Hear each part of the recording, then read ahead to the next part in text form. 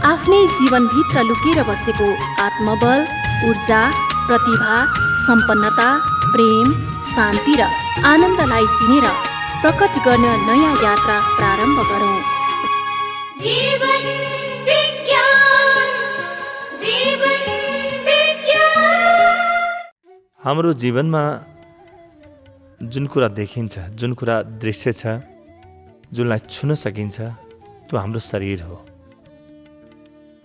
शरीरलाई देख्न सकिन्छ, शरीरलाई छुन सकिन्छ। यानी शरीर ठोस छ, शरीर वस्तु हो, त्यो हामी सबैलाई थाहा छ। तर मन लुकेको छ, मन देखिँदैन। शरीर छ, मन छ, विचार छ, बुद्धि छ, भावनाहरू छन्, विवेक छ। मभित्र मनका विभिन्न विभिन्न रूपहरू छन्। शरीर र मनमा के फरक छ त? शरीर देखिन्छ, मन देखिँदैन। तर मन अनुभव चाहिँ गर्न सकिन्छ। मभित्र जुन विचारहरू चल्छन्, त्यो विचारहरू मनभित्रका सामग्रीहरू हुन्। त सामग्री छ भने भाँडो पनि छ भन्ने थाहा हुन्छ। पानी छ भने पानी राख्ने भाँडो छ, केही नभए कुवा होला, केही नभए समुद्र होला, कुण्ड होला, जे पनि छ त्यो भाँडो छ, पात्र छ। पात्र नभइकन वस्तु हुँदैन। त मभित्र जुन विचारहरू अनुभवमा आउँछन्, राम्रा नराम्रा जुनै प्रकारका विचारहरू, यो विचार कहाँबाट जन्मिन्छन्? विचार मनबाट जन्मिन्छन्। त विचार मसँग छ भने पक्का पनि मन छ। त शरीर अनुभवमा आउँछ भने विचारहरू पनि अनुभवमा आउँछन्। देख्न देखिँदैन, तर यी पनि वस्तु हुन्। एउटा अर्को पनि महत्त्वपूर्ण कुरा छ। साधारणतया हामी के भन्छौँ भने शरीर चाहिँ वस्तु हो, तर विचारहरू वस्तु होइनन्। विज्ञानले यसो भन्दैन। मन बन्दै गरेको शरीर हो, शरीर चाहिँ बनिसकेको मन हो।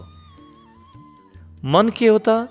मभित्रका विचारहरू के हुन्? जुन शरीर बन्न तयार छन्, अब रूप लिन, आकार लिने जुन तयार छन्, ती मेरा विचारहरू हुन्। त विचार कहाँ जन्मिन्छन्? मनमा जन्मिन्छन् विचारहरू।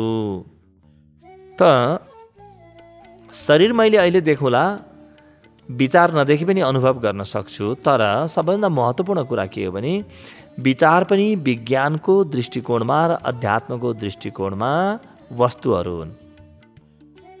मैले बाहिर जुन देख्छु यी विभिन्न भौतिक पदार्थहरू अथवा शरीरहरू, पिण्डहरू देखेको छु मैले बाहिरतिर। तर बन्द गर्दाखेरि जुन विचारको अनुभव हुन्छ त्यो पनि त्यति नै भौतिक पदार्थ हो।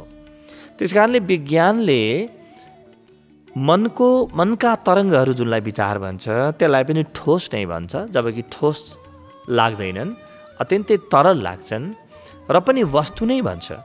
त्यस कारणले शरीर र मनमा धेरै ठुलो फरक छैन। हिजो आज विज्ञानले बडो गजब शब्द प्रयोग गर्छ, भन्छ साइकोसोमा, मनहा शरीर। ऋषिहरूले काया भन्ने शब्द दिए। काया भन्ने शब्दको अर्थ भौतिक शरीर मात्र होइन, भौतिक शरीर र मन शरीर दुईटालाई मिसाएर काया भनिन्छ। त्यसो त शरीरका अरू पनि भागहरू पनि छन्। काया त 7वटा हुन्छन्, तर अहिले हामी 2टा कायाको मात्रै चर्चा गर्दैछौँ। त्यो धेरै हामी त्यो प्राविधिक विषयहरूतिर जान्नौँ। त मन छ, मन बिस्तारै शरीर बन्छ। यानि मनको देखिने भागलाई शरीर भनिन्छ, शरीरको नदेखिने भागलाई मन भनिन्छ। आज मेरो विचारमा मेरा विचारहरू अनियन्त्रित छन्, आज मसँग दुःखी विचार आइरहेका छन् भने बिस्तारै शरीरमा रोगको रूपमा देखा पर्छन्। विभिन्न कमजोरीको रूपमा यी विचारहरू देखा पर्छन्। मेरो मनमा अहिले सकारात्मक विचारहरू आइरहेका छन्, बडो प्रफुल्लताका विचारहरू आइरहेछन्, म खुसी छु, सुखका विचारहरू आइरहेका छन्, उमङ्ग छ भने बिस्तारै मेरो शरीर पनि राम्रो हुन्छ, स्वस्थ हुन्छ। त्यस कारणले भगवान बुद्धको एउटा अत्यन्तै बहुमूल्य वाणी यहाँ उद्धृत गरौँ। के भन्नुहुन्छ भगवान बुद्ध? शरीर र मनको स्वास्थ्यको परम रहस्य हो कि तिमी न अतीतमा बाँच न भविष्यमा बाँच, तिमी वर्तमानमा बाँच्न थाल, तिम्रो शरीर र मन दुइटै स्वस्थ हुन्छन्। कस्तो गजब कुरा छ। मेरो मनमा उठ्ने विचारहरू यिनमा व्यवधान भयो, यी विचारहरू उद्विग्न भए, विचारहरू नकारात्मक बन्न थाले, वा विचारमा कुनै पनि प्रकारको समस्या आयो भने यी विचारहरू कि अतीत बितिसकेको समयसँग सम्बद्ध हुन्छन् कि भविष्य आउने समयसँग सम्बद्ध हुन्छन्। विचारहरू कि गइसकेको विषयमा कि आउने विषयमा नगइकन जीवनमा दुःख सुरु हुँदैन। वर्तमान क्षणमा विचार टक्क अडिन्छन्। विचार अडिन्छ भन्न पनि मिल्दैन, एकछिनपछि हामी यसलाई बुझौँला। मन टक्क अडिन्छ। त भगवान् बुद्धको यो वचन कति सार्थक छ। शरीर र मनको स्वास्थ्यको लागि तिमी न अतीतमा जाऊ न भविष्यमा जाऊ, तिमी वर्तमानमा अडियो। वर्तमानमा जे छ र सत्य मात्र वर्तमान हो। अहिले जे छ त्यो मात्रै सत्य हो। एकछिनपछि पनि त्यतिखेर जे रहन्छ त्यो सत्य हो। तर अहिले मैले कल्पना गरेको भविष्य भने सत्य होइन, त्यो मेरो मात्र कल्पनामा छ। मभित्र विचारका स्पन्दनको रूपमा, कल्पनाका स्पन्दन इम्पल्ससको रूपमा मात्रै देखा पर्ने हो। त्यसको भौतिक अस्तित्व छैन, त्यसको फिजिकल एक्जिस्टेन्स छैन।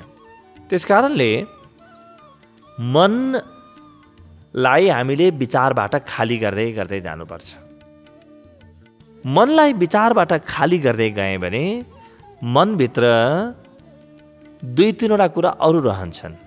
एउटा प्रेरणा रहन्छ, एउटा स्वाभाविक सहज प्रेरणा रहन्छ, जुनले मलाई स्वाभाविक सहज कर्म गराइरहन्छ, स्वाभाविक सहज सोच बनाइरहन्छ। मेरा नकारात्मक विचारहरू बन्द हुने बित्तिकै मन सकिने होइन, मन शेष रहन्छ। मन त भाँडो हो, मन शेष रहन्छ। तर मन के को रूपमा शेष रहन्छ? सत्प्रेरणाको रूपमा, सहज स्फुरणाको रूपमा मन बाँकी रहन्छ। त मान्छेले भन्ला कि मेरा विचारहरू शान्त भए भने म त विचारै गर्न नसक्ने हुन्छु। होइन, झन् मौलिक विचारहरू जन्मिन्छन्। शुक्लम ब्रह्म विचार सार परमा माध्यम जगत व्यापिणीम।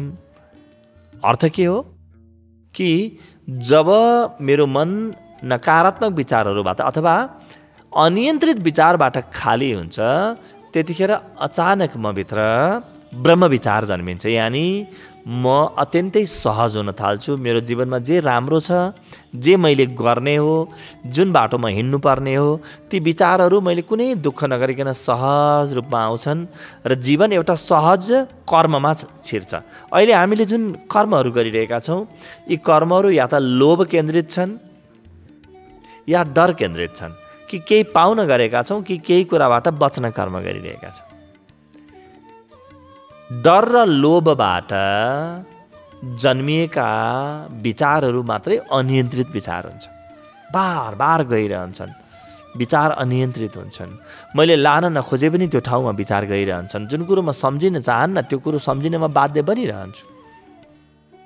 तर जुन घडी म वर्तमान क्षणको आनन्दमा डुब्न थाल्छु, वर्तमान क्षण यानि अहिले जे छ त्यही, अङ्ग्रेजीमा भन्यो भने वाट इज, म वाट इजमा डुब्ने बित्तिकै वर्तमानमा आउँछु र वर्तमानमा कुनै पनि विचारहरू शेष रहँदैनन्। विचार शेष नहुँदैमा म विचारहीन हुन्छु भन्ने होइन। म विचार निर्विचार भएँ भने, मभित्र विचार शेष रहेनन् भने म विचारहीन हुन्न, उल्टो सहज स्फुरित विचारबाट जिउन थाल्छु। आफ्नो निजी विचारबाट जिउन थाल्छु। भित्रको अन्तस प्रेरणाबाट फुटेका विचारहरू, मेरो हृदयमा मूल फुटेर जन्मिएका विचारहरूबाट म जीवन निर्वाह गर्न थाल्छु। अब यहाँबाट एउटा सहजता आउँछ। भगवान् बुद्धको जस्तो जीवन बन्छ, खप्तर बाबाको जस्तो जीवन बन्छ। अनुहार उज्यालो हुन्छ, हृदय शान्त हुन्छ, मन अत्यन्तै प्रफुल्लित हुन्छ, एउटा उमङ्ग जन्मिन्छ। त मेरो मनलाई विचारबाट खाली गरेँ भने सहज प्रेरणा स्फुरणा जन्मियो। एउटा अर्को कुरा पनि मेरो मनमा शेष रहन्छ, त्यो हो भाव। भाव के हो? भित्रको हृदय हो। त्यो हृदय मसँग शेष रहन्छ। त्यो ले सारालाई आफूमा समेट्न खोज्छ, सबैलाई स्वागत गर्छ, सबैसँग मिल्छ, कुनै कुरासँग डराउँदैन। एउटा गहिरो अभय जन्मिन्छ, एउटा गहिरो साहस जन्मिन्छ। कुनै व्यक्ति कुनै घटना पराया लाग्दैन। जीवन बडो सहज, अझ सहज हुन थाल्छ। त स्फुरणा मात्रै नभएर भित्रको हृदय खुलेर आउँछ। जति जति म निर्विचार हुन थाल्छु ध्यानको माध्यमबाट, त्यति मेरो हृदय खुलेर आउँछ। त्यस कारणले ध्यानी व्यक्ति सहज स्फुरणाका साथ जीवन बाँच्छ, बढी स्वस्थ हुन्छ, बढी शान्त हुन्छ र हृदयपूर्वक जीवन बाँच्छ। त्यस कारणले बढी प्रेमल पनि हुन्छ। मेरो मनमा उठ्ने विभिन्न अनियन्त्रित विचारको कारणले नै मेरो जुन मौलिक हृदय छ, जुनलाई योगी हृदय भनिन्छ, त्यो प्रत्येक व्यक्तिभित्र हुन्छ। त्यो हृदय अत्यन्तै खाली हुन्छ। हेर्नुहोस् त, श्रीमद् भागवत महापुराणमा सुखदेवजी महाराज भन्नुहुन्छ कि हेर महाराज परीक्षित, म अब तिमीलाई हृदय रोगको उपचार भन्दछु। जुन नकारात्मक विचारहरू छन्, मलाई बाध्य बनाउने विचारहरू छन्, मेरो इच्छाका बावजुद आउने विचारहरू छन्, यिनै मेरो हृदय रोगका कारण हुन्। हृदय भनेको मुटु रोग होइन है, भित्रको हृदय। मुटु रोगका कारण पनि दिने हुन्, तर मूलतः मेरो हृदयको रोगका कारणहरू हुन्। त्यही भएर सुखदेवजी महाराज भन्नुहुन्छ कि म तिम्रो हृदय रोगको उपचारको विधि सुनाउँछु, सुन। त श्रीमद् भागवत महापुराण हृदय रोगको उपचारको विधि भनिन्छ। र अन्तमा पनि परीक्षित महाराज भन्नुहुन्छ कि सुखदेवजी महाराज मेरो हृदय रोगको निवारण गरिदिनु भयो, मलाई खाली बनाइदिनु भयो, मेरो अब हृदयमा केही पनि छैन। बस एउटा मौलिक हृदय छ जहाँ सहज प्रेमका स्फुरणा छन्, जहाँ जीवन एउटा आफ्नो बाटोमा बगेको छ, जहाँ कुनै पनि कुरा कृत्रिम छैन, जहाँ सबै कुरा सहज छ, जहाँ सहज प्रेम छ, त्यहाँ पुगेको छ भन्नुहुन्छ। त यो हृदय खुलेर आउँछ। ध्यानको माध्यमबाट मेरो हृदय खुलेर आउँछ। मेरा विचारहरू शान्त भएपछि बल्ल जीवनमा प्रेम जन्मिन्छ। त्यस कारणले ध्यानी व्यक्ति अनिवार्य रूपेण भक्त बन्दछ। यो हुनै सक्दैन कि म ध्यानी मात्रै बसौँ, बिस्तारै म भक्त पनि बन्न थाल्छु र एउटा नयाँ प्रकारको मौलिक मनुष्यता जन्मिन्छ। त्यो हो ध्यानी भक्त। बिना ध्यान भक्ति गर्ने प्रयास गर्यो भने भक्तिमा बडो आडम्बर आउँछ। भित्रको हृदय खुलेको हुँदैन। हृदयका सकारात्मक नकारात्मक विचारका द्वन्द्वहरू भने चलिरहेका हुन्छन्। तर म भक्ति गर्ने चेष्टा गर्छु, भजन गर्ने चेष्टा गर्छु, ध्यान गर्ने चेष्टा गर्छु। म रोगी हुँदाहुँदै राम्रा राम्रा लुगाहरू लगाएर भित्रको रोग दबाएर जबरजस्ती मुस्कुराउने चेष्टा गर्छु। यो अत्यन्तै कृत्रिम अवस्था हुन्छ। त्यस कारणले एउटा नयाँ प्रकारको मनुष्य जन्मिन्छ ध्यानबाट, जसलाई हामी ध्यानी भक्त भन्दछौँ। ध्यानबाट व्यक्ति अनिवार्य रूपेण आफ्नो हृदयमा हाम फाल्छ, जहाँ प्रेम जन्मिन्छ र त्यो प्रेम बिस्तारै सबैप्रति व्यक्त हुन थालेपछि त्यो प्रेम भक्तिमा रूपान्तरित हुन्छ। यो त भयो मेरो मनलाई मैले निर्विचार बनाएँ भने के हुन्छ हेर्नु त, शरीर पनि स्वस्थ हुने रहेछ। भगवान् बुद्धको वाणी हामीले हेरिसक्यौँ। शरीर अत्यन्तै स्वस्थ हुन थाल्छ। शरीरका कोष कति शान्त हुन्छन्। हेरौँ त त्यो भगवान् कृष्णका, भगवान् बुद्धका, भगवान् शिवका, भगवान् रामका ती तस्विरहरू, कुनै उहाँको तस्विर हामीले खिचेनौँ, फोटो लिने त्यतिखेर व्यवस्थै थिएन।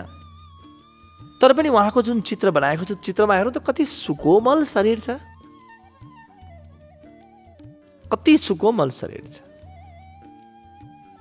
भर्खर जन्मिएको बच्चाको जस्तो, जहाँ कुनै पनि प्रदूषण छैन, त्यति सुमधुर, त्यो परम पारदर्शी शरीर। भर्खर जन्मिएको बच्चाको शरीर कति प्यारो हुन्छ, कति सुन्दर हुन्छ, त्यो सौन्दर्यलाई कसैले व्यक्त गर्ला? भर्खर जन्मिएको बच्चाको सौन्दर्य, भर्खर पालुवा लागेको वृक्षको त्यो सौन्दर्य, भर्खर फुल फुट्न थालेको त्यो फुलको सौन्दर्यलाई कसले व्यक्त गर्न सक्ने? भर्खर पर्न आँटेको पानी, जब त्यो पर्जन्य वर्षा बनेर बर्सिन आँटेको छ, त्यतिखेरको जुन सौन्दर्य छ, त्यो सौन्दर्य केही अभिव्यक्त हुन खोजेको छ। त्यो सौन्दर्य जुन छ भरिभराउ छ, त्यहाँ भविष्य पनि छ। त्यो सौन्दर्यमा पुरै भविष्य आफूमा समाहित गरेको छ, एउटा सम्भावना बोकेको सौन्दर्य। हेर्नु त त्यो कस्तो विराट सौन्दर्य हुन्छ हो। त्यो सौन्दर्य हामीले भगवान बुद्धको, भगवान कृष्णको अङ्ग अङ्गमा अनुभव गर्न सक्छौँ। र यदि म आफू निर्विचार हुन सकेँ भने मेरो जीवनमा पनि त्यही सौन्दर्यको अनुभव गर्न सक्छु। ठिक त्यही सौन्दर्य आउँछ, त्यही सुकोमलता आउँछ, त्यही मधुरता आउँछ जीवनमा, त्यही मिठास आउन थाल्छ मेरो जीवनमा। एउटा गहन मिठास, बडो आनन्दपूर्ण हुन्छ। हेर्नुहोस् त, त्यो बच्चालाई कुनै कुराको चिन्ता छैन, एउटा सहज प्रेममा जन्मिएको छ, परिवारको माझमा जन्मिएको छ, उसलाई ख्याल गर्ने छन् त्यो पनि थाहा छैन, र पनि उमा भरोसा छ, एउटा गहन श्रद्धा छ, कुनै कुराको चिन्ता छैन। न उसले विगत बोकेर आएको छ, न ऊ भविष्यको चिन्ता गरेको छ। निरन्तर उसलाई उसको वर्तमानबाट कसैले डगमगाउनै सक्दैन। त वर्तमानमा टिक्नु मात्रै सौन्दर्य रहेछ, जति म वर्तमानमा टिक्छु।